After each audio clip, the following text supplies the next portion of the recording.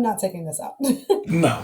What's good, everybody? Welcome into another episode of Get Defensive Sports Network's Power 2 podcast, where we are here to talk about the power of having your own branding, because Period. I get excited every time we say Get Defensive Sports Network. And if you have not noticed, maybe you did, maybe you have not, we have a logo now. Oh my gosh, we're so cool. We are so cool. We're so cool. We're so legit. I'm obsessed. I'm so excited. And the logo is super professional, as people keep telling us, which, of course, what you thought we was going to do. We thought we was going to play around. We don't do shit halfway around here. You thought we wasn't going to be serious when we got banished to go do the thing we were always going to do, which was go out on our own. On our own, I know. Banished is crazy. And you know what's funny? Speaking of saying Get Defensive Sports Network, so I wanted to tell you this on air. I have my very first speaking engagement outside of like work for my job. Like, this is just me as the talent. I am hosting a educational seminar about NIL, funding, branding, how to get yourself out there as a student athlete. It is directed towards Black athletes and HBCU athletes specifically, but I am the MC, as well as I will be on the career panel. And I am so excited to introduce myself as one of the owners of Get Defensive Sports Network. Like, I cannot wait to tell them that I am one half of the Power 2 podcast on the Get Defensive Sports Network, a network that is being produced by yours truly. It is going to be a moment. I am thrilled about it. I love that. I love that for you, and I love that for us. I know. It's so great for the brand. Yeah, it is. I mean, the brand is good. There's a lot. Like, the personal brand, there has been a lot of things. My personal brand in the last week or so that has been so good for the personal brand, but this is good for the business brand and your personal brand. Love that. And when we get off the call, we'll have to talk a little bit more, because we don't have to go into all the details. But now that you told me, I do have questions about how this came about. But we don't need everybody in your business. Yes. It was from networking. Well, I can tell you that. It was from networking, the networking event that I went to, where I met the executive director. Yes. I met that person. And won't networking do it for you? Networking is going to do it every single day. If y'all don't learn anything from us kids, network. Keep people in your back pocket, your front pocket. And my biggest piece of advice for networking, everyone says it's not what you know, it's who you know. That is also a lie. So it's not who you know, it's who knows you. That's the key. You're preaching. That's the key. Power 2 podcast, where we talk about the power of networking. Okay. Hey, listen, get to it. All right, so speaking of networking. Yeah, we're gonna get into the show a little bit, and we're gonna start out with some beef. We're gonna start out with some issues. We're gonna start out with some problems. I don't know what's going on, so we are not going to go too in depth on this, because we just saw this today. But it seems like America's queen, Rekia Jackson, is not happy with the Phoenix Suns, and Los Angeles. Oh my God! Let me introduce the topic, because what are you saying? That is not. She's Phoenix. Not in Phoenix. She is not in Phoenix. She is in Los Angeles. If we're talking about the WNBA. She is. What did I say? You said the Phoenix Suns, which is also the NBA team. Which is also the NBA team. That is. I don't know what I'm. Yeah, that's crazy. That is so crazy. I don't know what I was doing. I said that with full confidence too. Oh my God! I said it. It just rolled off the tongue too. Just loud and wrong. Just loud and wrong. She is unhappy with the Los Angeles Sparks. Not the Phoenix Suns, although she may be unhappy with them too. I think a lot of Phoenix Suns fans are unhappy. Actually, I'm so sorry for that. Devin Booker. What's the other man's name? Not KD. What's the other man's name? The one who they can't get out of a contract with. Like, he has like a no trade clause. What is Bradley Beal? Yes, which I can't believe they traded for him. But this is not an NBA podcast. I mean, we are going to go with NBA a little bit later. Okay. But anyways, Rekia Jackson is upset with the Los Angeles Sparks. And we know this because her friend took to Twitter, which personally, never a good idea. Crazy. Never a good idea. I'm also not even entirely sure if that's actually her friend. I mean, I don't know. It's somebody who is speaking from a place like as if she knows Rekia.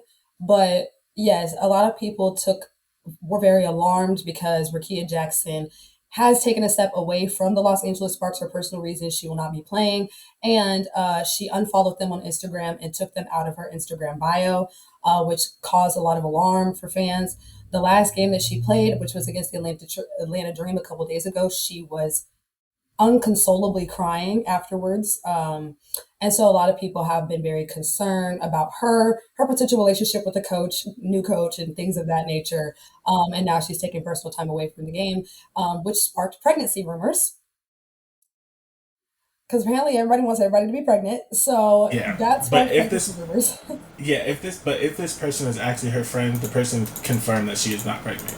Yes, well, Rekia herself also confirmed that she was not pregnant. She posted a very funny picture of herself. She did one video with her man getting drafted, and everybody said she was pregnant. Please, I was like, excuse me, like, can we all calm down? But no, people have been doing this because Caitlin Clark right now has a hamstring or a quad injury, some type of muscular injury, and she'll be out for 2 weeks at least. And her fans actually were saying that they wanted her.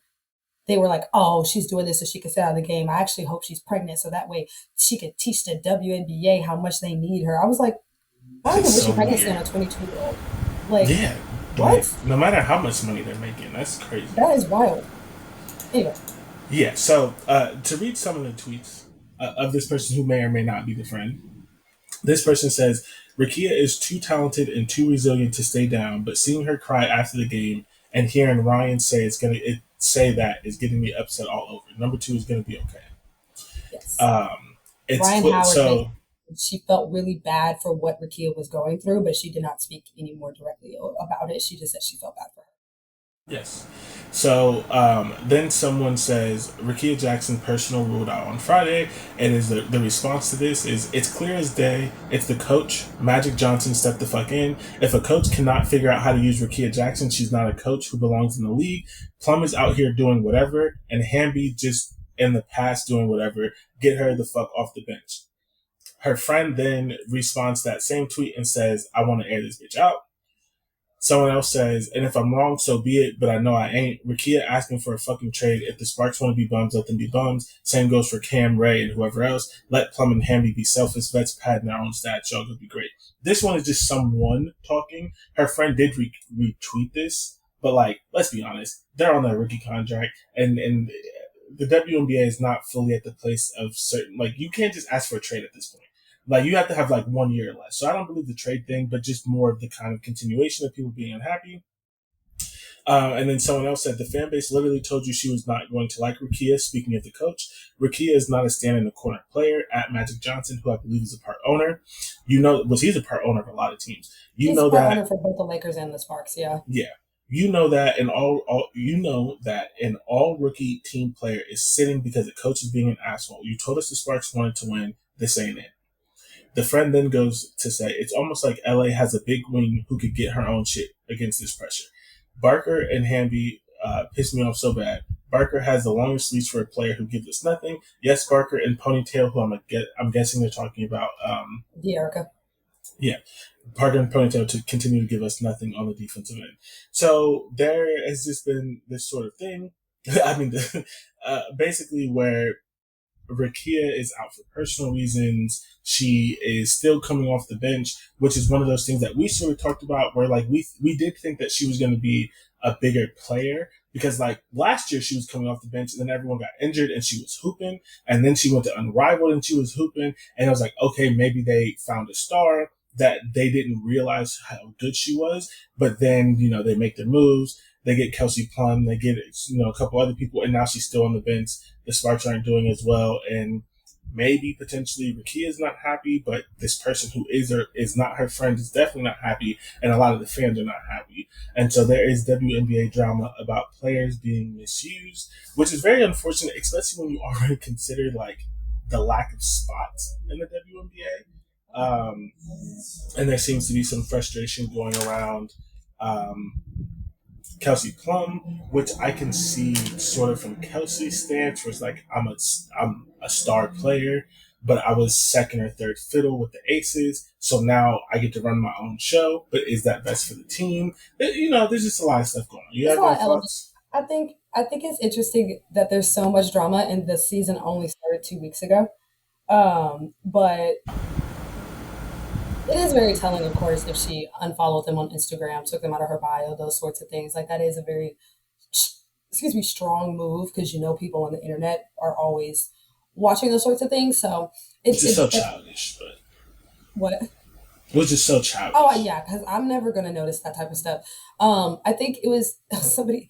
So this is related. So Stephon Diggs, obviously, he went to the Met Gala, right? He was wearing like this long fur pelt thing, and then Cardi B posted a picture on Instagram wrapped in that pelt, and someone like posted the photos like next to each other. They're like, "Oh my gosh, Cardi B, the woman that you are," and someone retweeted and was like, "I really can't believe y'all be noticing that type of shit. Like, y'all are so like, who cares?" That she like, how did y'all even figure that out? Like, I mean, yes, it's obvious it's the same thing, but like, who's looking back and forth at the pictures trying to figure out like that's too much. So I don't like that. I hate the whole someone unfollowed somebody nonsense, but it also is an indicator of something. So the biggest thing with Rekia is I've never seen her that emotional before, and crying and all those things. I don't know anything about what the fandom said about the coach potentially not liking her, but I do think that she is absolutely underutilized. Like, and this is no shade to Sarah Ashley Barker. She's a great guard, but realistically, she should not be getting more playing time than Rekia Jackson.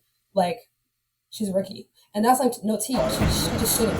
Now, Rekia did just come off a concussion protocol, but so she missed a couple games because she was concussed. But I don't know, man. I just hope whatever it is, it works itself out and she starts to feel better because she really, in my opinion, she was one of the most pro-ready individuals out of last year's draft.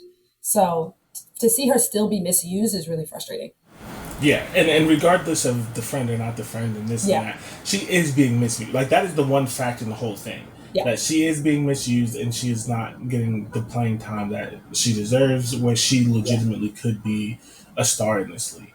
Especially with the Sparks. Like, the Sparks only have, I think, now with her being gone, 8 active players to choose from. Like, it's not like they have this deep ass bench and this deep ass roster that she's just getting overshadowed by certain people. Like, she should 100% be starting. She should 100% be the go-to guard. Because the other problem is, like, she's the only person on the Sparks, in my opinion, who knows how to just go get a fucking bucket. Like, if you need a bucket, you need to put the ball in Rekia's hands because she's going to go get a bucket.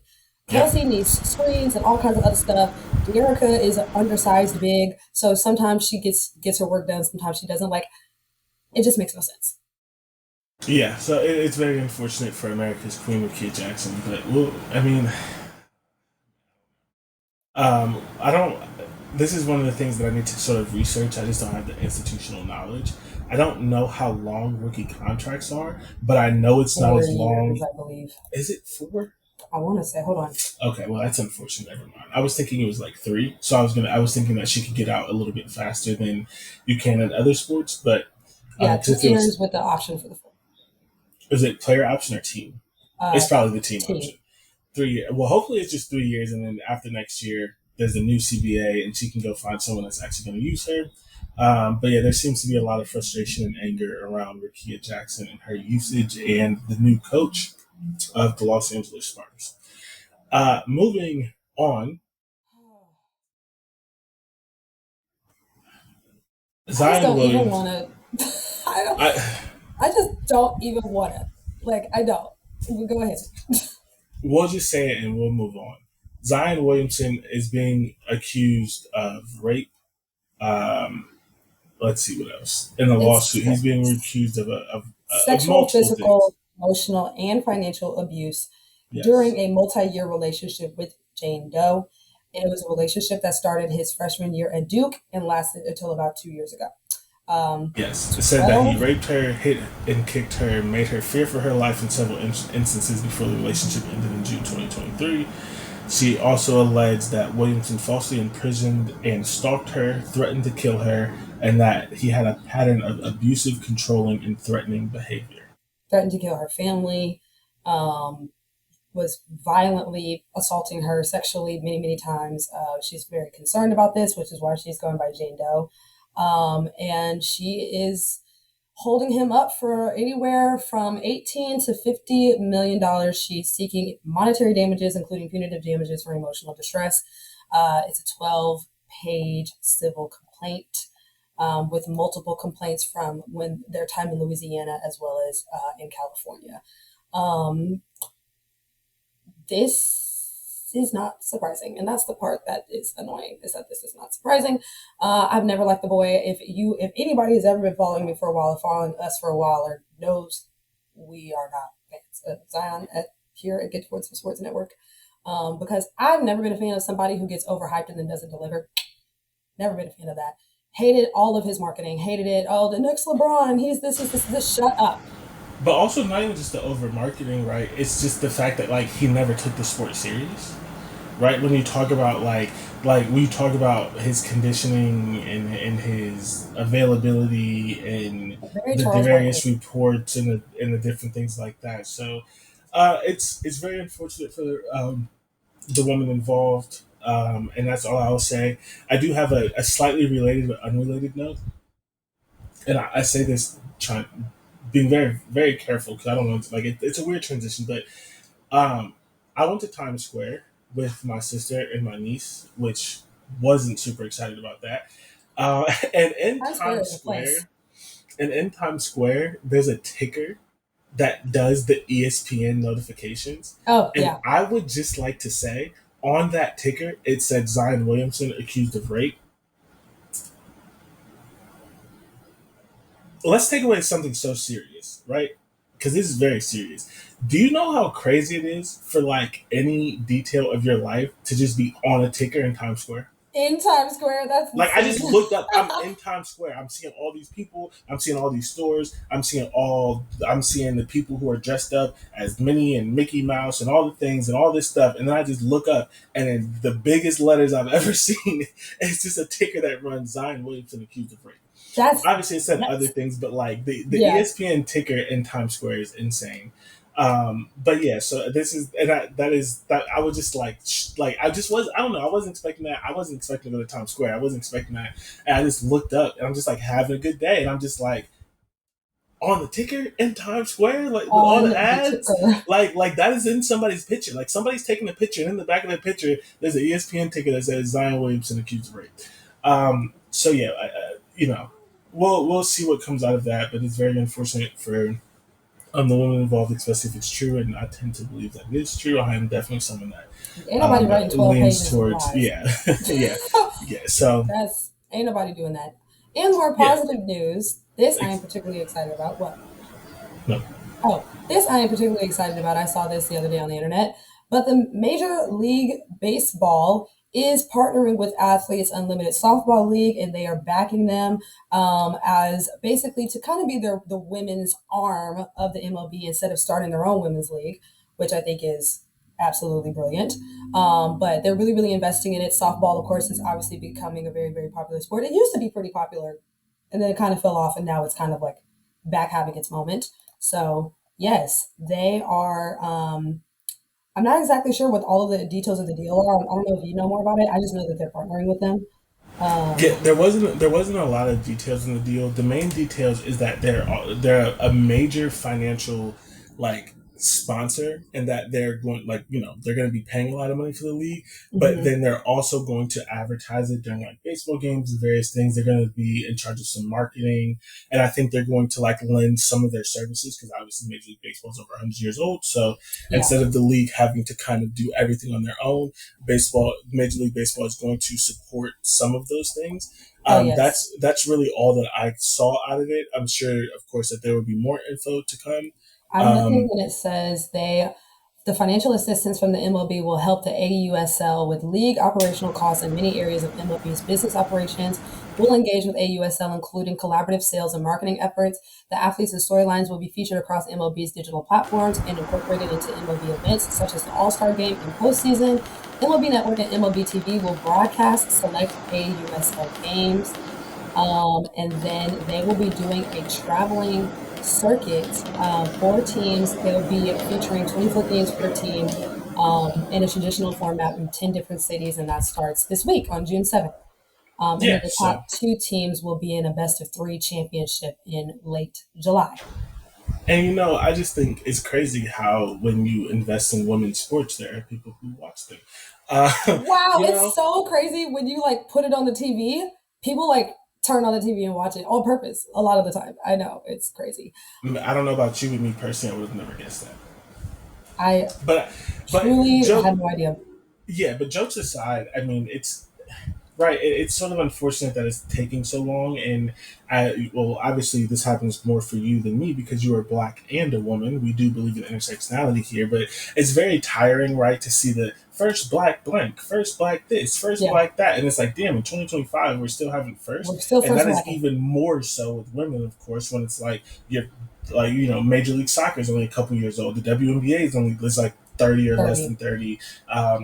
There wasn't a professional women's volleyball league. There wasn't a professional women's hockey league. Like all of these things are legitimately just the first, or redos because leagues that sort of previous like flamed iterations, out and various things like that. So I know I said this on another show before, but I just, I don't know if I'm going to have a daughter or not. I don't know when I'm having kids, but like, it is one thing that I think about is just like, whatever. I'm 30, for me, whatever. But like, where is it going to be when my kids are at the age that if they decide to play sports and they are lucky and blessed enough to be good at them, that they're going to have the somewhere right, like this league is going to be 18 years in, and the WNBA is going to be 40 years in, and NWSL is going to be 30 years in, and you're going to have these sort of more established things, and we're sort of living through the impetus of a lot of it, but because of the WNBA, because of the NWSL, right, and then because of the boom in college, because let's be honest, so much of this started in college.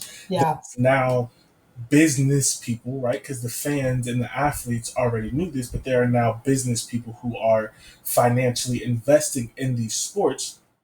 And it is not to say that it's perfect, and it is way too late, of course, but we may get to a point where every professional men's league has a women's women's arm. For of course for the ones that they're similar sports: baseball, softball, basketball, soccer. Volleyball does not technically have a male equivalent, but they have their own league. Like women can go professional in sports to the same rate that men can, because for the longest time, women's sports were just a college thing, or you had to go overseas. Like they just weren't. Or they were just underground. They just weren't being. The biggest thing that I've always said is that the WNBA did not just get good. No, like, come on. It did not just get good. It was always good. It was always good. It was always, I mean, when the WNBA started, the stadiums were packed. Like, people were very hungry for women's basketball and they were excited about it. There just then became this weird plateau where the investment just stopped happening. The broadcast deals just stopped happening because my personal theory, and this may be crazy, but there's a lot of men in those front offices. And men don't think people give a fuck about women because they don't. So if those are the main people who are making the decisions, of course women's sports are going to continue to be buried. It's not going to be pushed as hard. It's not going to be marketed as much. It's not going to be, because it's not viewed as legitimate as the men's. And when the men's sports is making so much more money, especially in the case with the WNBA versus the NBA, it's kind of like, well, we should just invest in the league that's making all of this money rather than the little fledgling league that's not making as much. But investment, but it goes to show, these last couple of years goes to show, when you invest in women's sports, you get a return. Yeah, and it's just like it's very interesting to me, right? Because it's just like basic marketing, right? Like when it's so basic, like people, no matter what it is, right? Sports or not sports, when you create a new product, people just don't fall in love with it, right? When you create a new product, it doesn't have 10 years of institutional knowledge and history and market share. Like you create the product, you do the thing, and you grow and you learn and you make mistakes and you market and you find things to kind of attach it to the community and things like that. And it becomes this thing where, like, maybe this is a bad example, right? But like Kleenex doesn't exist. Kleenexes are tissue. It's tissues. Yeah. But we call it Kleenex because of their brand. Shit, right? Like, you know what I mean? Like, it's like, we call it Tylenol. Sorry, I was just watching a documentary on Tylenol murders, but it's acetaminophen. Like, the medicine is actually acetaminophen, but like, all of these things happen, right? Where it's like these certain brands, right? Like, there's a whole part of the country that calls pop Coke. Coke is a brand. It's just one side. Coke. Yeah. Yeah. But like, it doesn't just mean that they want a Coke. Like, they want other things, right? Like, so it's just like, if you invest and if you do the marketing and if you do the brand and if you listen to the consumer and you put it in front of them and you do all of these things, right? Like, the things happen. Like the NBA, like, and it's like, yes, it started way earlier, but like the NBA wasn't the first basketball league. The NFL wasn't the first league. Like, you learn and you grow and you like, but like, and whatever year it was when American football was failing, they didn't say, you know what? Let's just stop. They merged it, they learned, they did other things, and now we have American football, which is the biggest sports entity in the world outside of soccer. Exactly. But as an individual league, it may still be the biggest entity because there's so many sparse like soccer leagues and various things like that. So it's just like, but it's because it was invested in, and that's really the point. Is they actually put more money into it. Yeah, and it was allowed to grow. It was allowed to make mistakes. It was allowed to learn the market and evolve and things like that, which has not been the case ever. Asia Wilson being the first Black woman to have a signature shoe since Cheryl Swoops is insane. When you think about it, that's insane. Nike, I love Asia, but Candace couldn't get a shoe. Candace was Adidas. Candace was an Adidas athlete. Did you say Nike shoe or woman's shoe? Nike. Oh, my bad. Yeah. I can't hear. Nike. She's the first Black woman to have a signature shoe with Nike since Cheryl Swoops, which is like, come on. Okay. Well, how did we go that many years without? Because there's a lot of Black women who have come up through the league since then. Like, and it's just like, right, like Jordans aren't. Let's be honest, Jordans aren't marketed to women, but there is a huge population of Black women who wear Jordans, athletes and or not. So you can't, like, they're wearing sneakers. You can't tell me that, like, that Nike, and this is so interesting with Nike because they have such a large sort of, like, shoes for them are very, very strict because, right, it's like let's be honest, they did do good, in my opinion, by Serena Williams. But, like, she didn't get a shoe, right? So it's just, like, shoes for them are, like, very weird because they do in other areas market women very well. But it's like... But, like, Sha'Carri should have a signature cleat. I'm sorry. Right. She should have a signature cleat. You telling me that Serena Williams wouldn't have sold Serena Williams shoes, rackets, whatever? And it's like, it don't matter. She doesn't play basketball. So, like give her a shoe. Give her a shoe that people can wear. Call it an all-purpose shoe. Call it a workout shoe. Call it a trainer. A running shoe, anything. Right? Sha'Carri doesn't have a cleat. Like, Sha'Carri doesn't have a cleat. It's all of these things. It's just like, it is kind of crazy. And even, like, the Asia Wilson thing, right?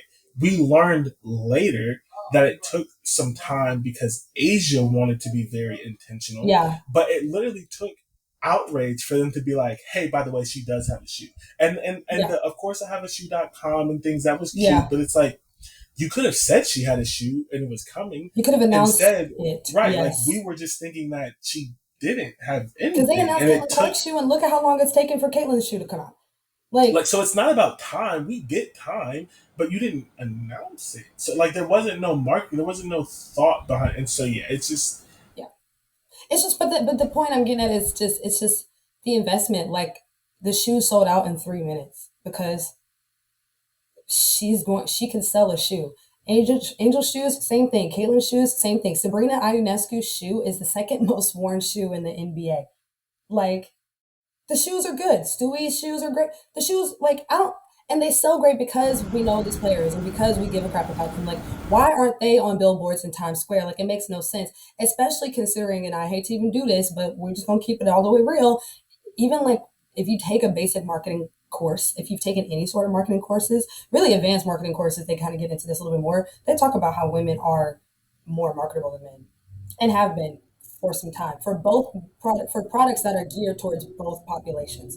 So to me, for them to not even be really like even invested in like this until now is wild to me because I'm like, y'all could have been made money off of these people. Yeah, and I also think a major flaw, right, for the people who run these leagues is because they're so male centric, right? Where it's just like, okay, you're like, oh, who's gonna sponsor women's sports, women's products, women coach, makeup is involved, Fenty is involved, CoverGirl is involved, like tampons and like women, like women's, there's I'm sorry, this may be news to people, but a tampon commercial is not marketed for me, right? Like, you know what I mean? Like a makeup commercial is not marketed for me. There are brands that exist that are marketed to and for women everywhere, and so to think that they wouldn't be interested in marketing and being marketed by and being I can't think of the word. I'm going to say champion. That's not the word, but like to have thank you, ambassador. To have an ambassador who's in a woman's sport, like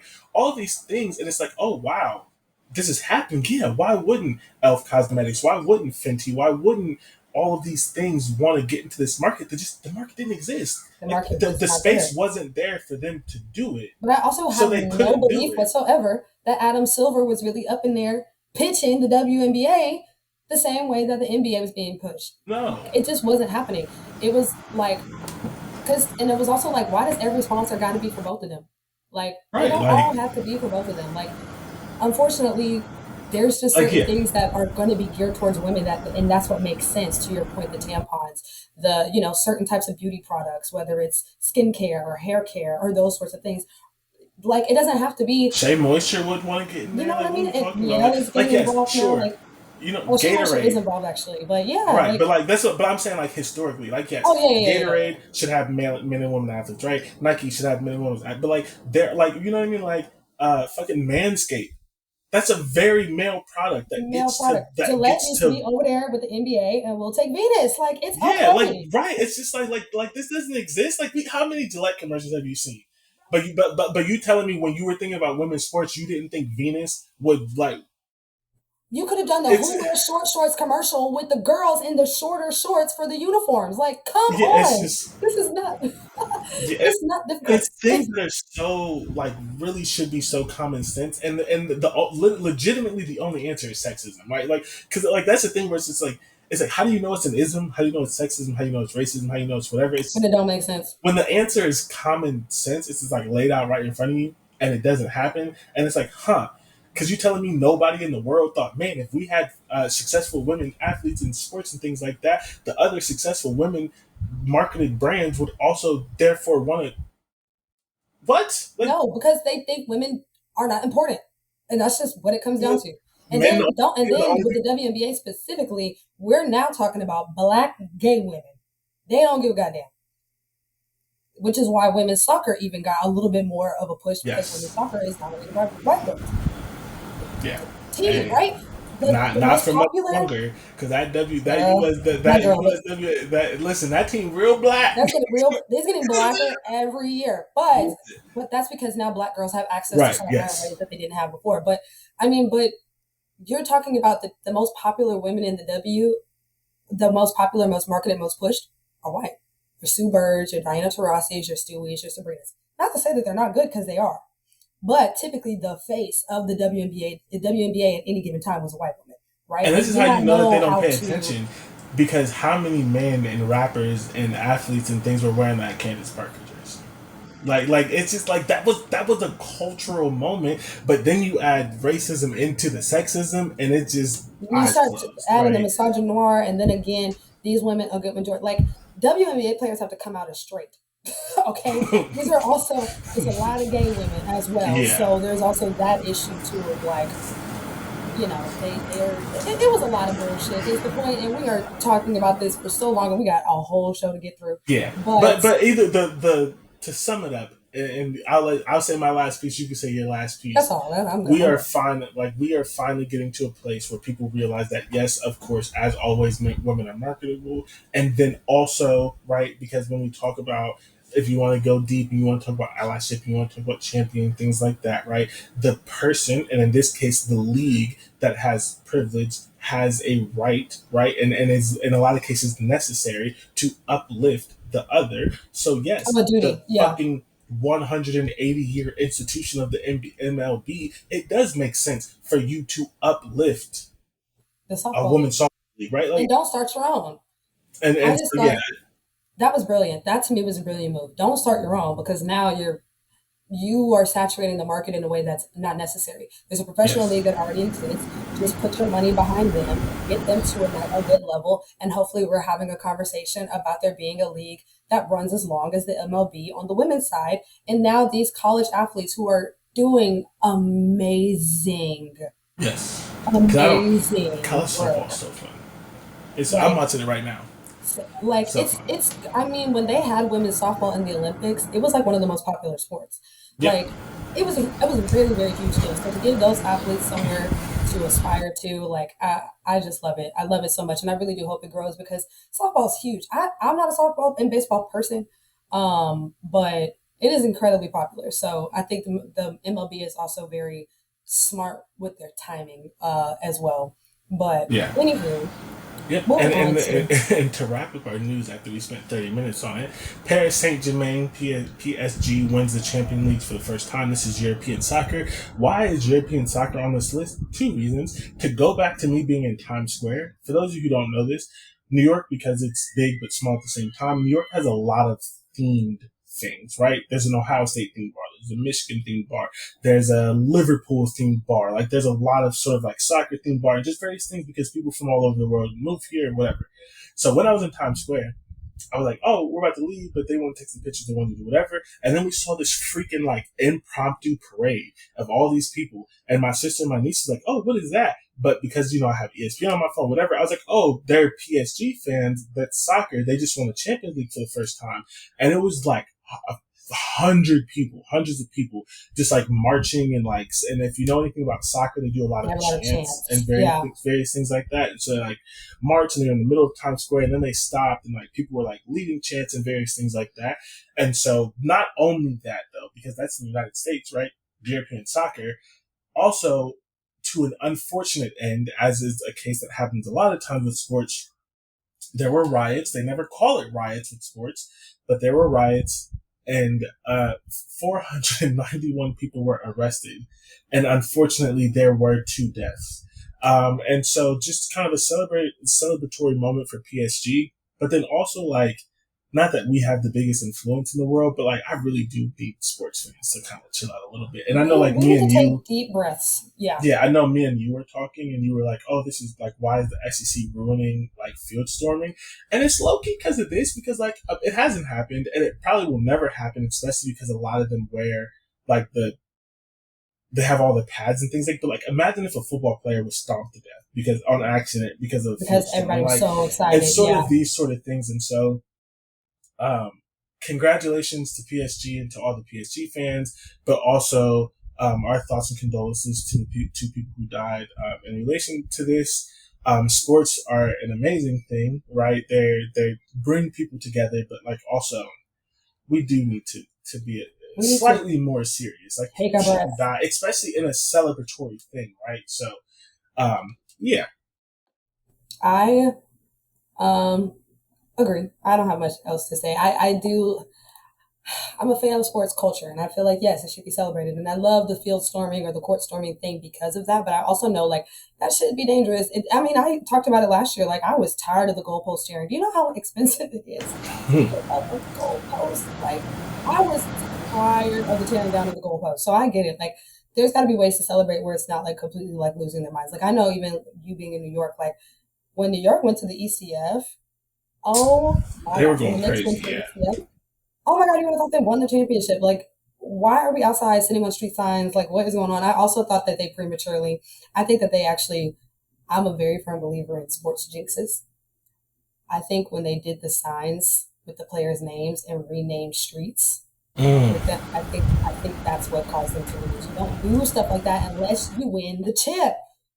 See, so for me, I see 2 sides of that, where it's like, this is the best that they've done in a very long time, and let's say that they never get here. Like, well, okay, so first of all, I'm not disagreeing with you. Yeah. Because you're talking about, like, the, like, sports juju and things like that, right? So, like, but it's hard because it's like, yes, I do believe that is very real, but then at the same time, it's like, what if they never got here again and they didn't properly celebrate it on the way? And so it's kind of like a weird thing where it's like, and I do think next time, if there's a next time, they maybe won't go as hard. But like, what if there wasn't a next time and like we didn't celebrate, we weren't happy for our best season in 30 years, and then we never got there again? But like, I definitely do think that there's some kind of, like, to your point, which the city and the fans can't necessarily think about, but there is some sort of things with sports that you shouldn't do. I actually just saw this thing that I didn't know about, and I don't know if you know about this or if the people listening know about this. There's a superstition in hockey that you should never touch the trophy until you win it. And so, but it's not like that in other sports because, like, they take the trophy and they do these things and whatever. But like, literally, it was funny because there's one of the few black hockey players. He's like an analyst now, and like someone like pulled out the trophy, and he was like, I can't touch it. I can't touch it. He's like, but you're not a player anymore. He's like, but I can't touch it. Like, there's this superstition that, like, in the culture, if you touch that trophy, for however you get there, you see it, whatever. If you touch it before you win, you will never win.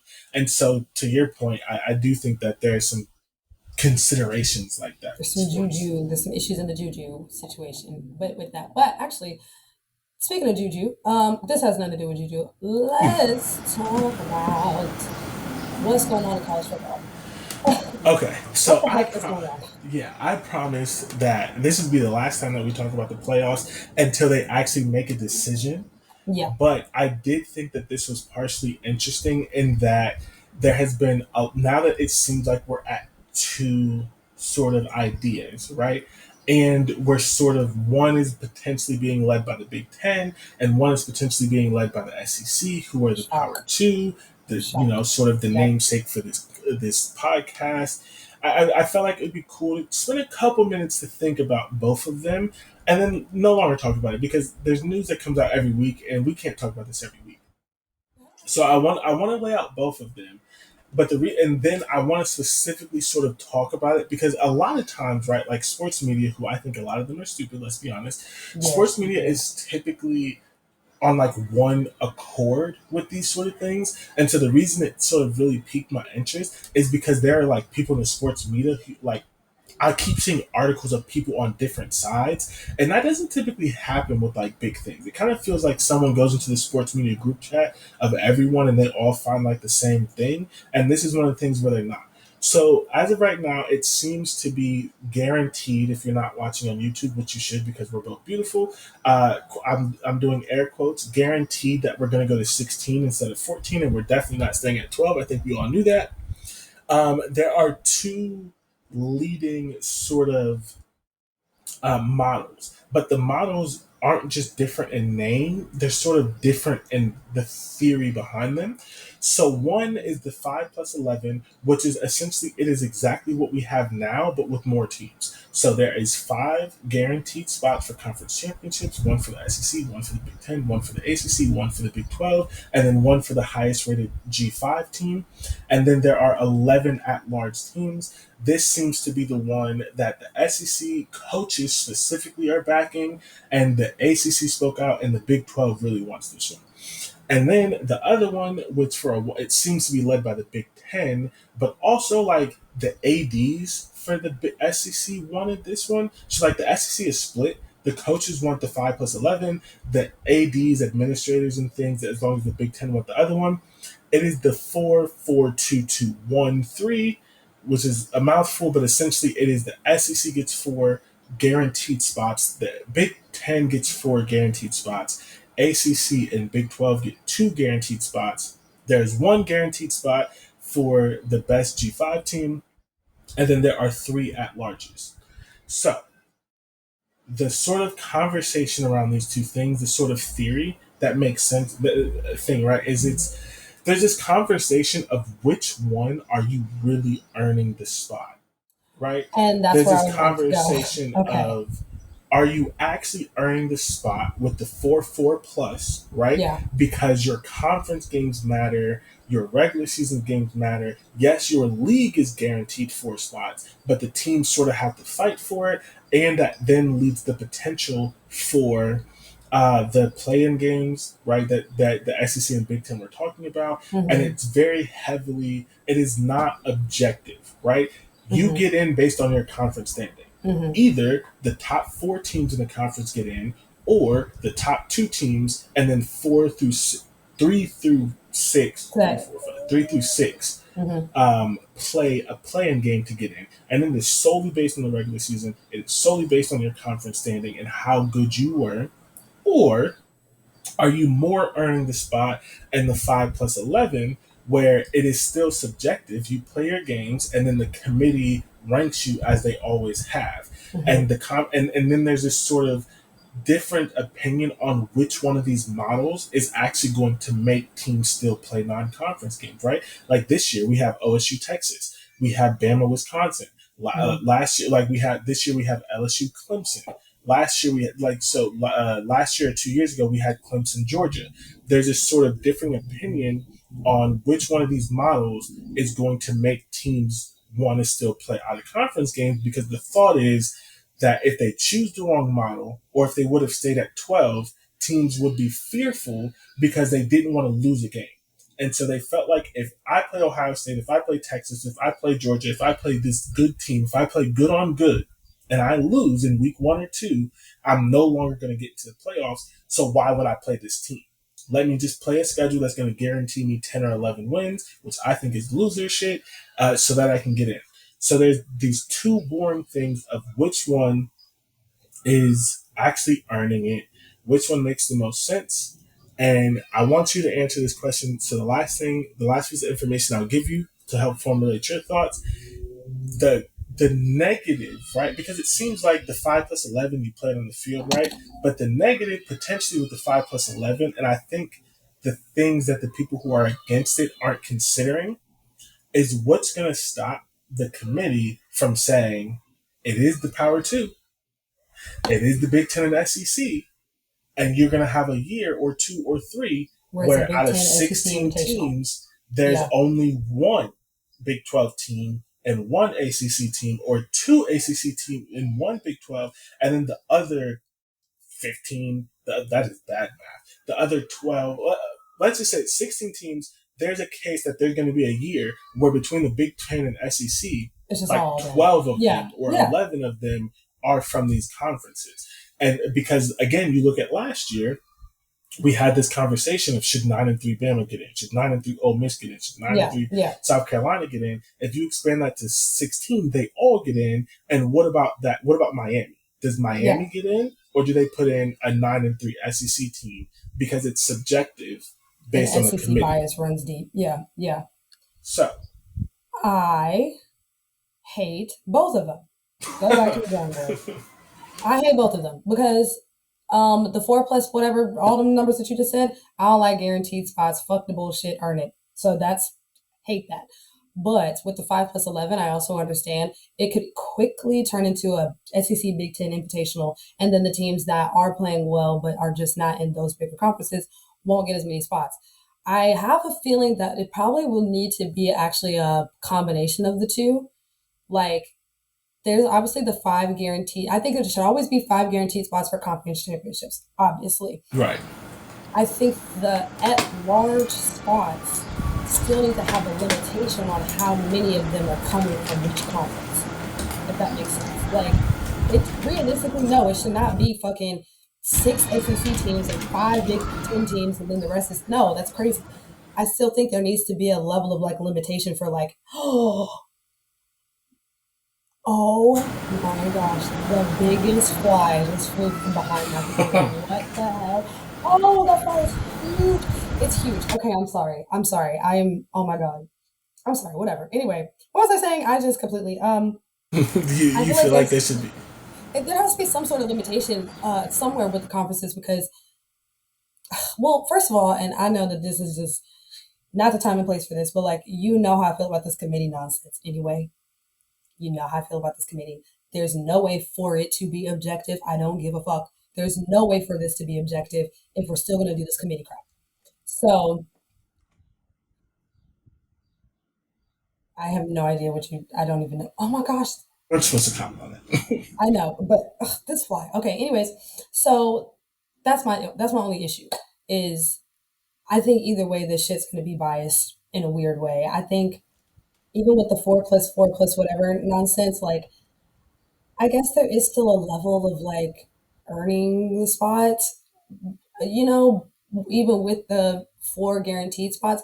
But the other issue I have with that is like, let's just say one of these days, the ACC and the Big Ten are not the most dominant conferences in college football anymore, right? Now they have 4 guaranteed spots, where the ACC only has 2, but the ACC might be the better conference. You know what I mean? Like, I know that's not really going to happen probably, but like, that's the other thing is I feel like I don't like having it where, well, they are always going to get more spots than the other schools. I don't know. I hate all of it. I hate all of it. I just wish it was straight seeding. And it was just based on who is the top 16 and just call it a day. Yeah, but even that, the seeding is objective. So it's kind of, it's rough to kind of figure that out. So I did some quick math. Oh, I see what's happening now, yes. I did some quick math. So if we did the top 16 last year, there would have been 4 Big Ten teams. There would have been 6 SEC teams, including Ole Miss, who was 9-3, and South Carolina, who was 9-3. There would have been 3 ACC teams, so there was 2, but Miami would have gotten in at 9-3. There only would have been one Big 12 team. Still, they wouldn't have got the two. They would have literally only had one. It would have been Arizona State. There would have been three. I already said there would have been one G5 team, which is always technically probably going to be one, and then there's going to be the Notre Dame. So you kind of sort of look at it, and it's like, if the reason why the SEC is kind of pushing back on the 4-4 is it's like there may be years when we get six, right? There could be years where the Big Ten gets five, right? But the ACC last year they would have gotten three, but the Big 12 would have gotten one. So the Big 12 is saying no to two guaranteed, but last year they would have only gotten one, and there's a chance that there are other years that the ACC only gets one. So it's this hard push of like, right? Yes, you're the Big 12. Yes, you're the ACC, but are you over are you do you have too much faith in yourself? Like, should you accept the two guaranteed because it's there? Because again, last year there would have only been one Big 12 team.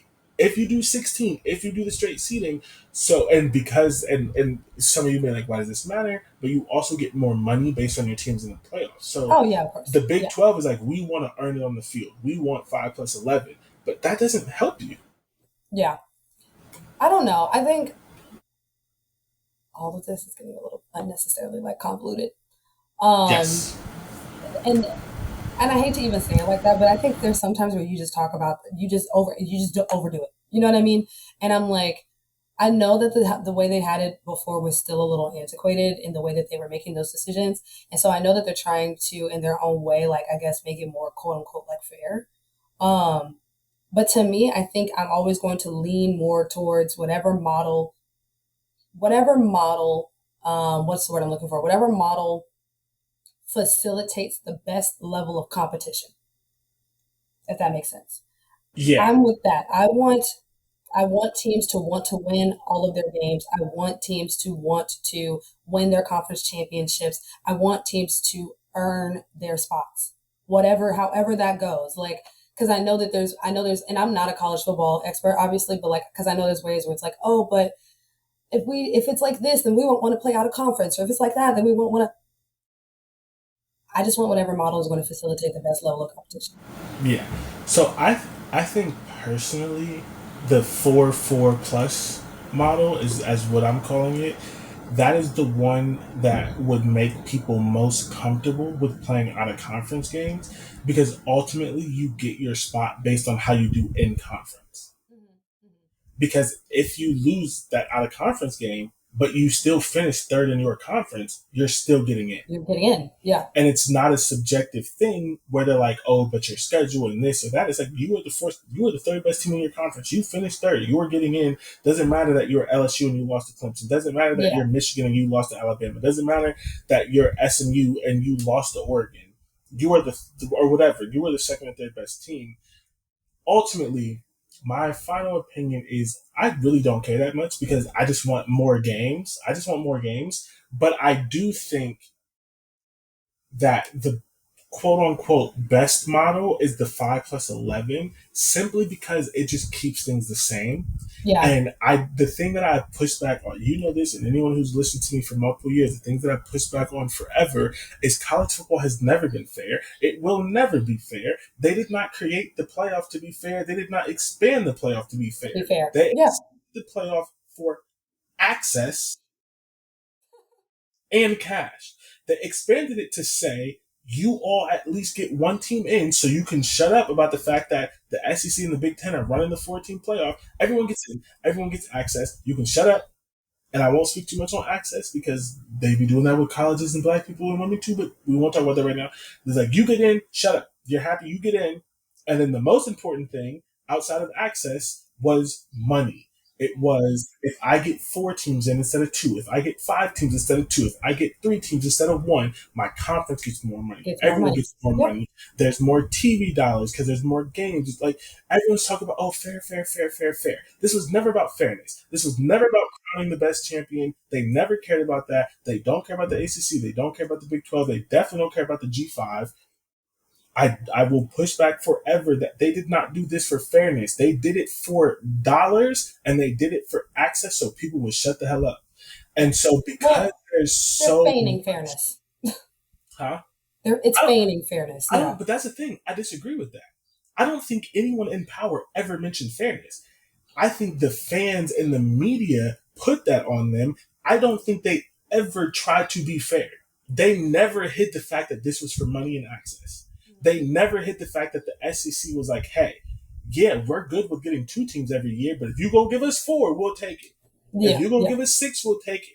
You'll never have the fact that the Big Ten was upset that in 10 years, it only happened like once or twice, but in 10 years, there's a couple times where the Big Ten champ didn't get into the playoffs, and the Big Ten was like, we need to get in every year, and we want to take 2 or 3 of our friends with us. This was never about champ, you need to get in. What are we talking about? And there were some times that the Big Ten champ didn't get in. This was never about SMU. This was never about BYU. This was never about Texas Tech. It was never about access. It was never about fairness.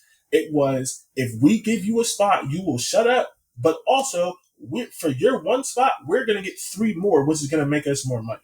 Which is then, when they expanded the playoff, it's why the SEC got Texas and Oklahoma. Because now, instead of Texas and Oklahoma being Big 12 spots, they're SEC spots. It's why the Big Ten got USC, which is not good right now, but hypothetically, you get USC and Oregon, because when they make the playoff, they're no longer Pac-12 spots, they're Big Ten spots. So, like, everyone talks about fairness, and it's a lie.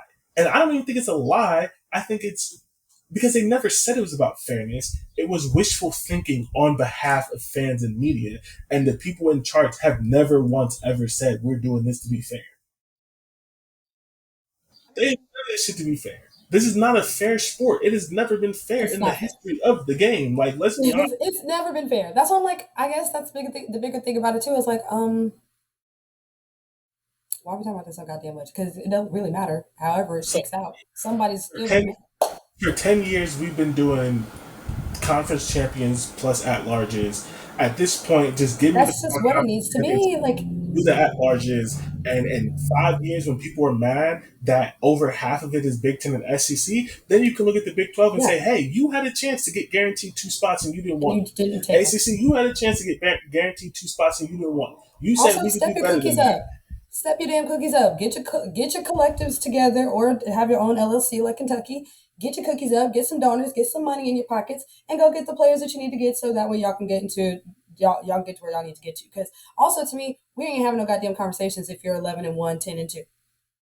And that is true. We're not having this conversation anyway, so I don't want to fucking hear it. Like, I'm very much, if you're winning, what are you talking about? Which was my big decision last year. That's why I was heated, because I'm like, you're not about to fucking sit in my face and tell me that a 9-3 Bama is better than 11-1 Indiana. Like, you're not gonna do that with me today. But the thing is, the SEC and the Big Ten and these teams, they're not worried about their winners. They're worried about their losers. Their losers, I know. They want that 8-4 team to get in. They want that 9-3 team to get in. No. And the problem is, I get how bad it sounds on paper, but one more time, last year, if we had the 4-4 plus, the Big 12 would have got 2 teams in.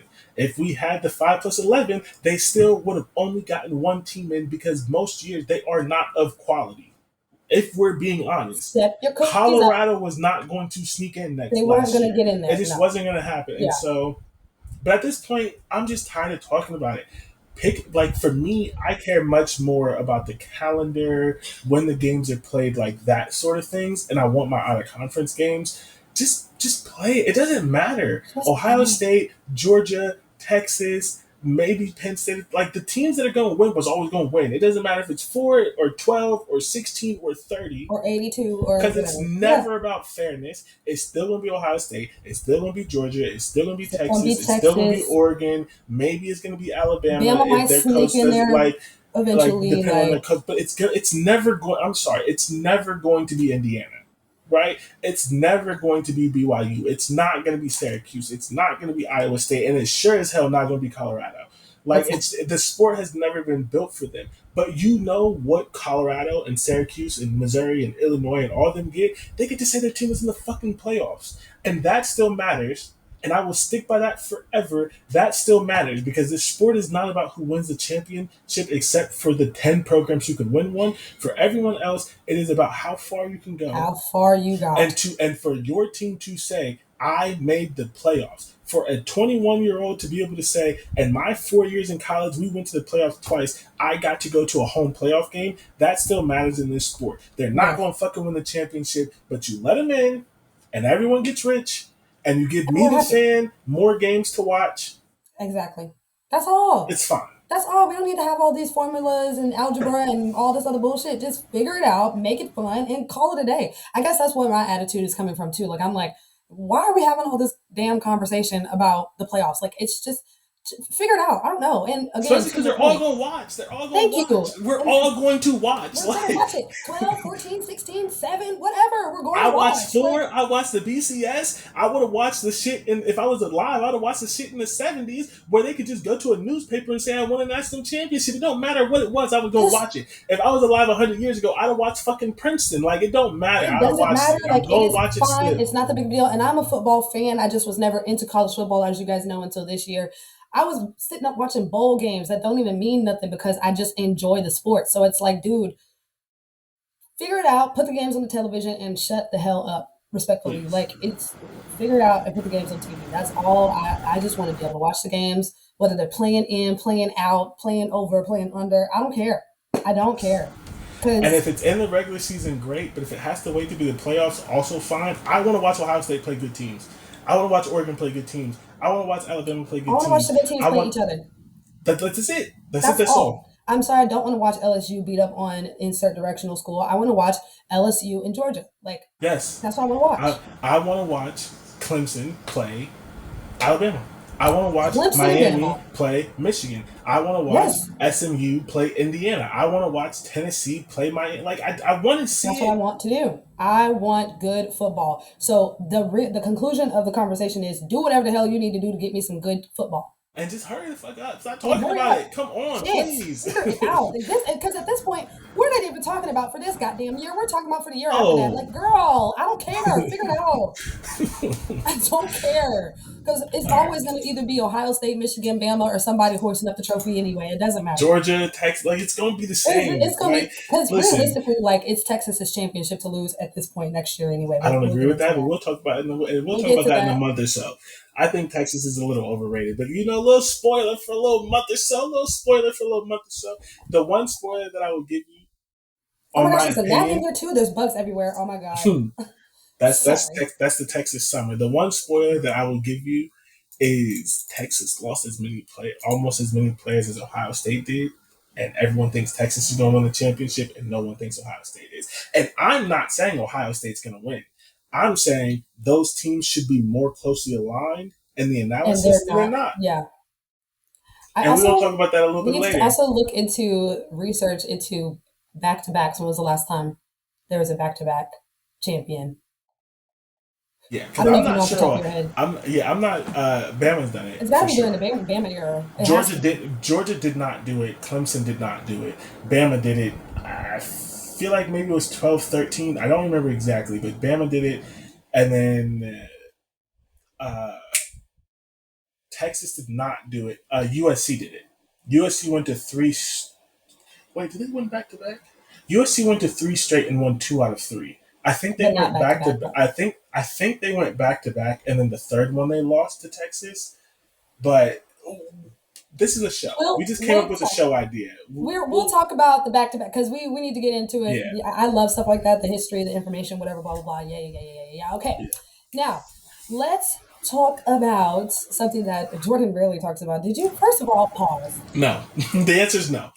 That is so sad. Okay, but no. It's not my fault. It's not my fault.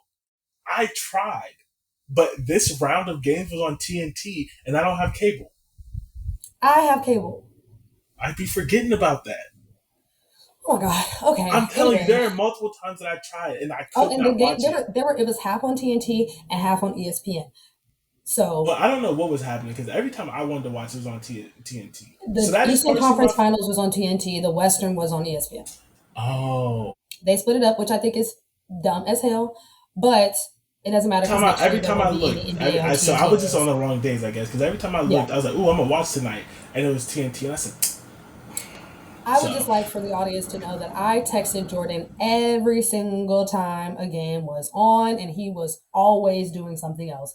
He was at dinner. He was at tap class. Yeah. He was making a cake. He was walking his turtle. He was always I'm sorry. I have a life and a wife. I'm sorry. What can I say? What can I say? It was also like for part of it was my wife's birthday, and she needed a whole week to celebrate. Like I didn't have the time, right? Yeah, as she should. I had things going on. I did. I'm not, no, for real. I did miss the whole series. You missed the entire OKC yeah, because we celebrate her birthday from Saturday to Saturday, and that was the whole series because it was over in 5. Like, yeah. Wrap that shit up real quick. Anyway, sorry. So obviously we're talking about the NBA playoffs. Excuse me, the NBA finals. Hey, because it starts on Thursday, which is really exciting for me because that is my favorite time of the year for the NBA because I'm not watching all 82 games otherwise. And I don't suggest y'all do that. But anyway, we officially have our Eastern Conference final. What the hell am I saying? We officially have our Eastern Conference winners and our Western Conference winners, and it's the Oklahoma City Thunder and the Indiana Pacers. The first time that two small market teams have played each other in the finals in a really, really long time. I don't even know how long it's been, but it's been a while since it has been a larger market team in the finals. Also, SGA is poised to be the first MVP to win a championship in the same year he won MVP since 2012, Stephen Curry, period. And both of these teams, of course, are now poised to win the first championship of the franchise. Now, the Oklahoma City Thunder is a little different because they used to be the Seattle Supersonics. So the Supersonics have a championship, but OKC does not. And then the Pacers have never won. This is their first time to the finals in 25 years. It is the OKC's first time to the finals in 13 years. So we're poised for some fun basketball just in general because who wants to watch the Celtics every fucking year? Like, no tea to the Celtics, but no, I'm tired of y'all. Love y'all, but I'm tired of y'all. I don't enjoy watching the Celtics at all. So I don't really. Yeah, I'm a fan of Jason Tatum, Jaylen Brown. Like, I like the players, but the vibes are not always there. Sorry. So I really was sitting, and I've been ruminating on this because I had a feeling it was probably going to be OKC Pacers. I think we've talked about that a little bit. I just thought both the Western and the Eastern conferences finals are going to be a little bit more competitive. Like once both teams went down 3-1, I was like, well, now we're just watching arbitrary games. Now I think everybody kind of knew it was going to be OKC Pacers, but I genuinely have no idea out of the two of them. Like they're one of the most evenly matched matchups I've seen in a while. Like I really don't know. Like all I can tell you is that someone has to win the game. Someone's going to win. I as I said before, and I'm standing in it. As I said on the last episode, OKC is not going to win because they are too young. They don't have the battle scars, the champion battle scars yet. And I do think there's a potential that they could run out of gas. But also maybe not because they're the second youngest team in the NBA. So maybe not. I don't know. But there's a little bit more championship DNA in the Pacers. Like Pascal Siakam just won Eastern Conference Finals MVP. He had multiple 30-point games during that series. He's playing some of the best basketball that he's played in his life. We also have Tyrese Halliburton, who basically has the best pass-to-turnover ratio in the entire NBA. I mean, the boy knows how to take care of the ball. He is also a dynamic scorer. They can score in bunches, both teams. They're both great at three-point shooting. Like, I really don't know. So it's going to be fun. Yeah. I can't, as I just admitted, I did not watch a lot of basketball. So what can I really say about this? Not what can I really say about this? I mean, I have a lot of opinions, but I'm not gonna sit here and like pretend that like I can do the whole like basketball breakdown like I do with football and things like that. I think that the point that I'm going to take is, first of all, I don't care who wins. I think this is great for SGA. I think it's great for Tyrese Halliburton, who people hate on for whatever reason. They act like he's Jason Tatum, and he's not. And I say that because I think there's actual reasons to hate on Jason Tatum. That boy low, something's. You know, when you go on TikTok and you see a video of every time his accomplishment, he says word for word what someone else said in their accomplishment, and half the time it's Kobe. It gets to be a little bit weird. It is. It's like, are you scripting it? It's not even just Kobe though. That's the thing. Like, if it was only Kobe, it's like, okay, Kobe passed. There's a lot of Kobe people in the league, right? But it wasn't just Kobe. He was. There was 10 of them. He was ripping from everybody. It's like, okay, like, what are your emotions about this? Why are you stealing everybody else's script and picture? That's whatever. Great for Tyrese Halliburton. It's great for Miles Turner for whatever reason. I just think Miles Turner, like, literally, I think he's, first of all, he's funny. And I think he had a quote where he's like, I've been on the trade block like every trade season for like 8 years. Like I'm happy that he's gonna have some success. I mean, we already talked about SGA. I don't have any like real opinions on Chet Holmgren, but like he was a player who came in with like a lot of hype, and he is good. But then he sort of got overshadowed in that like unicorn thing by like Wemby and some other players. But he was still sort of in that mode. And if you like Luau Dort, which I love Lu Dort. I know some people do. I don't love, but it's just I think there's just a lot of players that you can root for in this, and then also you can root for the franchises because of the struggle, the fact that they've never won them, and various things like that. I think on the backs of being a Colts fan, I'm going to root for the Pacers, especially because of how instrumental like Jim Irsay was with the Pacers and all of Indianapolis. Mm-hmm. I don't have any relation to Oklahoma City. But this is not a basketball opinion. I just think this is good, and I think that this is something that us and a lot of other people have talked about, right? Like, I think this is interesting because the last couple years, but especially this one, it's forcing the NBA to be like, oh my God, we have to have a storyline that's not about the best. Like these small market teams exist, right? Like these, and I think.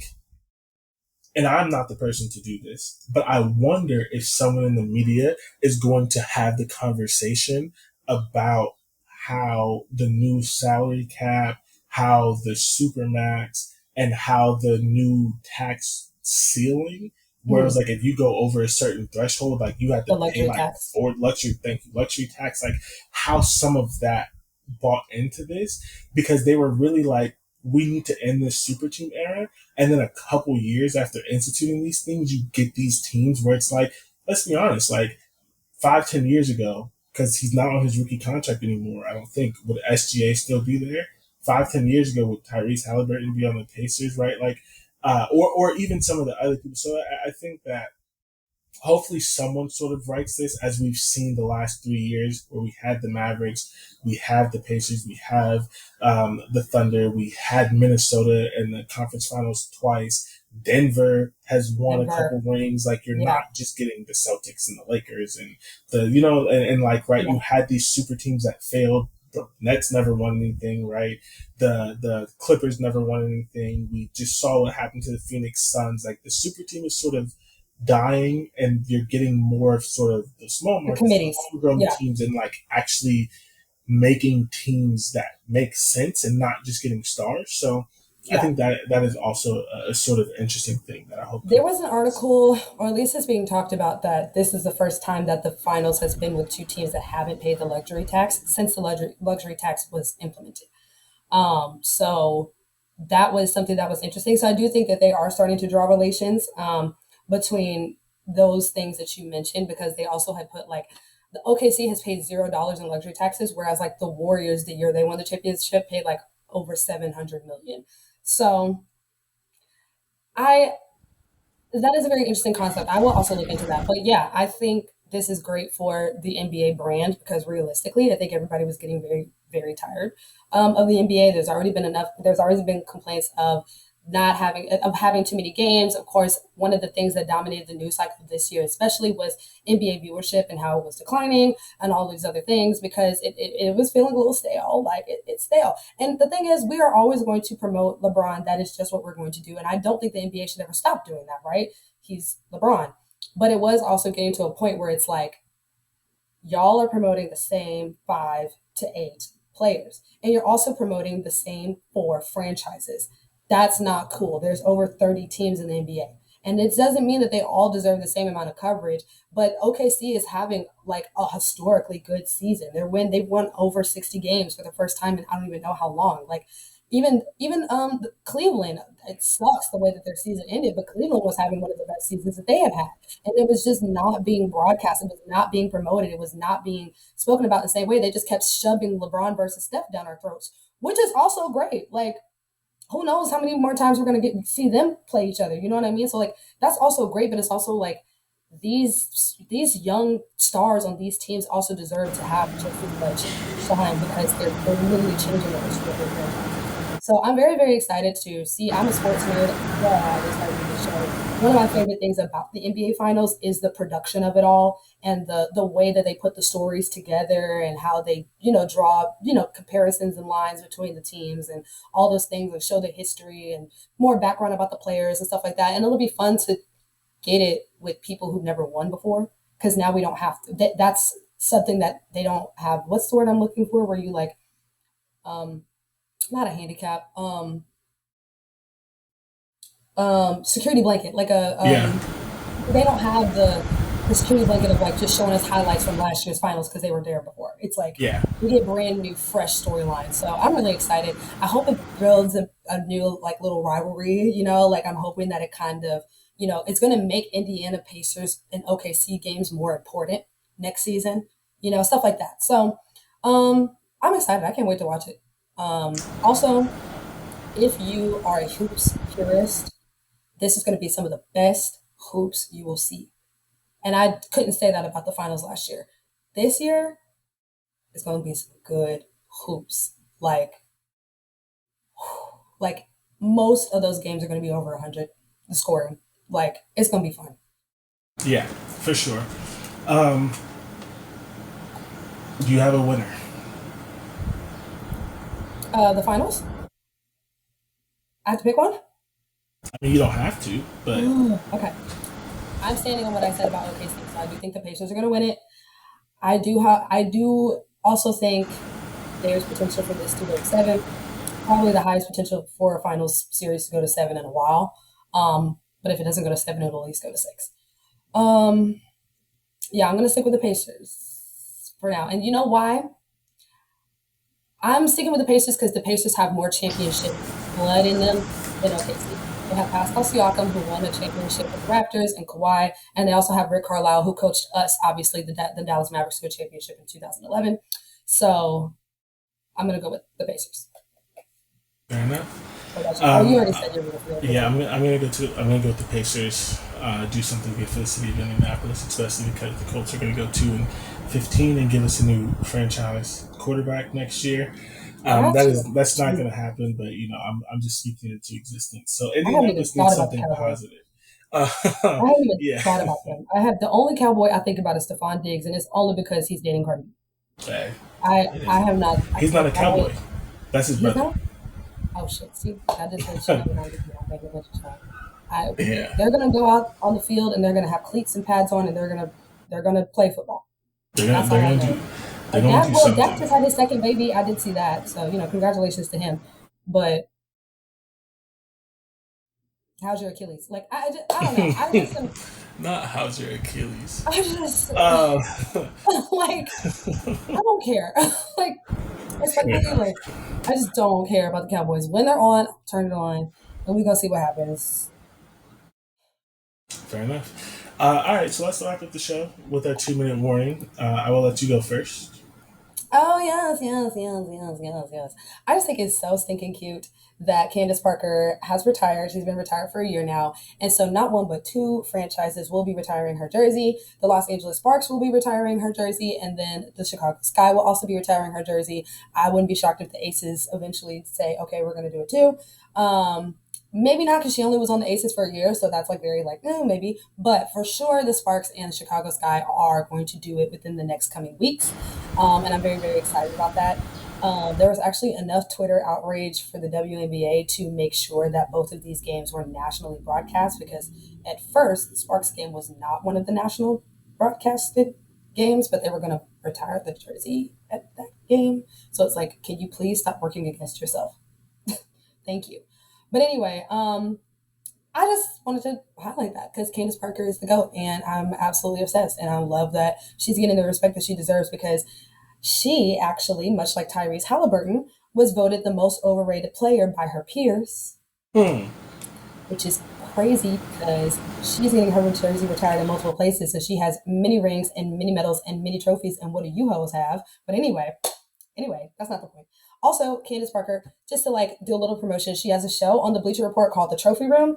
It's really, really cute. It's a show where she brings athletes on that have at least one of the same trophies or awards that she has.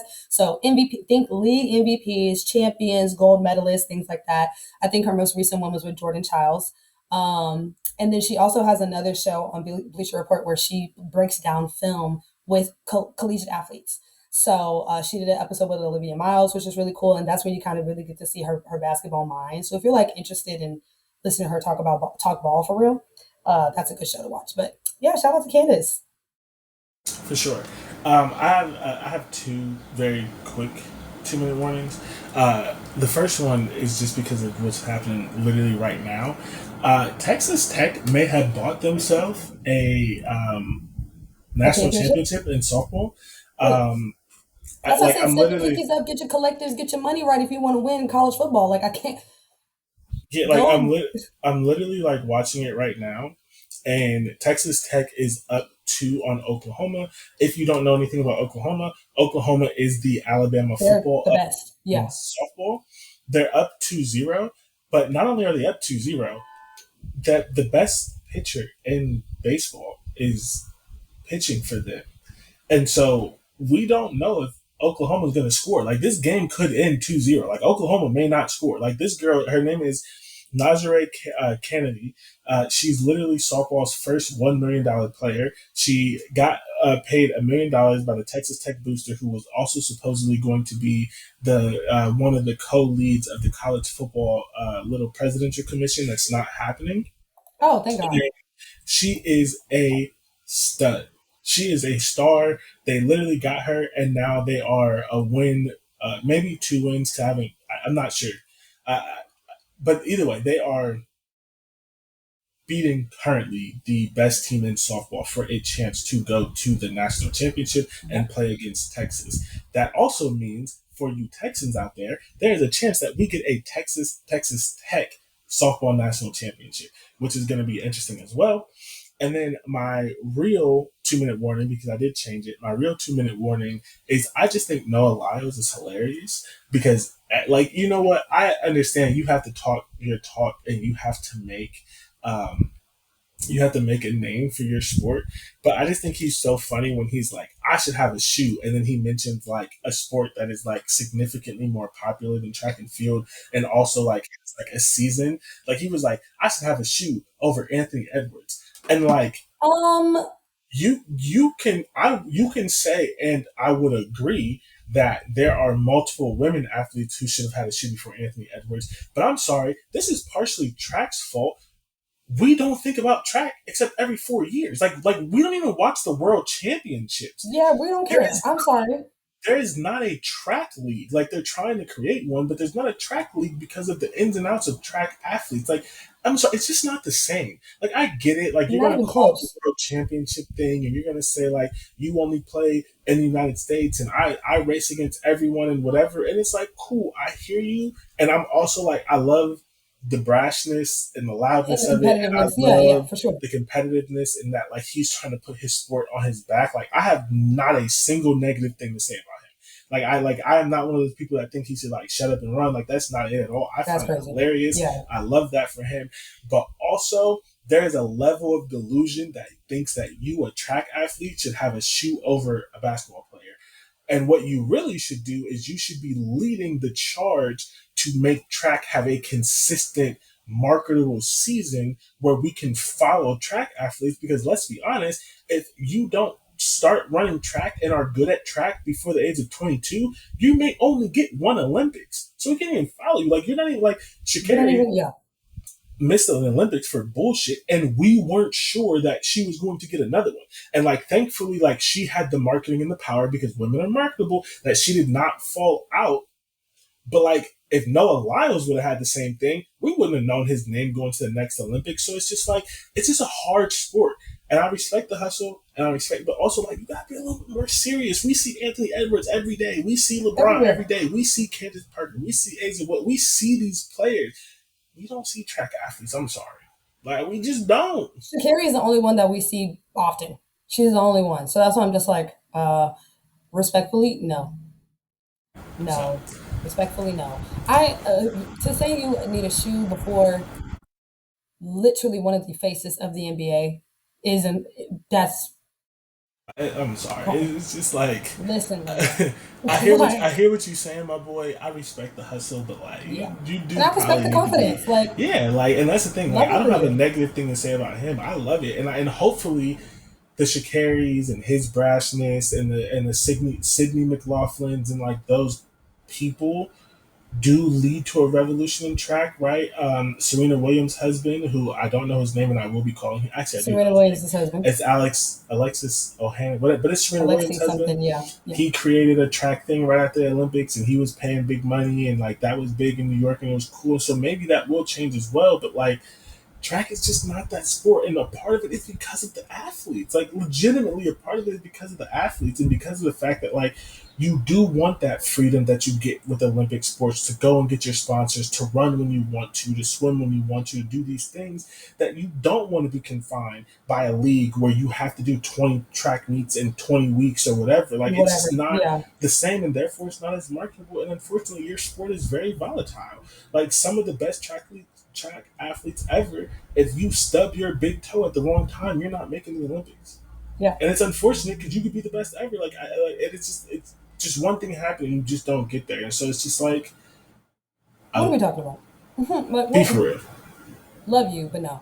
But shout out No Lies. I hope he actually gets Tyreek Hill to race him because they've been talking about this for 2 years. Tyreek Hill needs to stop everything, and I do mean everything. Sometimes breathing, but I'm not going to go there right now. Well, as always, stop putting your hands on women. First and foremost, most importantly, just stop. Literally stop. And actually, I mean that in both senses, sexually and like domestically, violently. Stop, please.